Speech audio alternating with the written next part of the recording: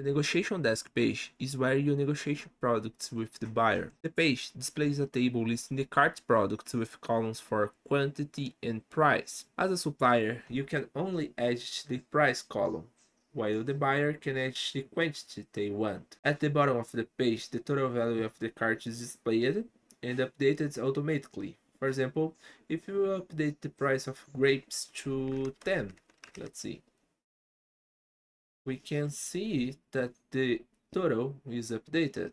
Additionally, there is an annotation column where both parties can specify requirements or details for the items. For example, here, the buyer indicates that he wants only green grapes. The page also includes a chat feature enabling direct communication with the buyer. For example, here, the buyer is asking if there is a discount for purchasing 90,000 apples. You can reply to these messages like this, saying that the price will be $1 per unit. And now you can go here and update the price for 1. Any changes to the quantity, price, or annotations are reflected in real time for both parties.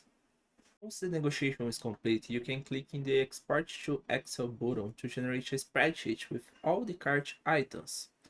So let me click here. This will download the Excel that you can open.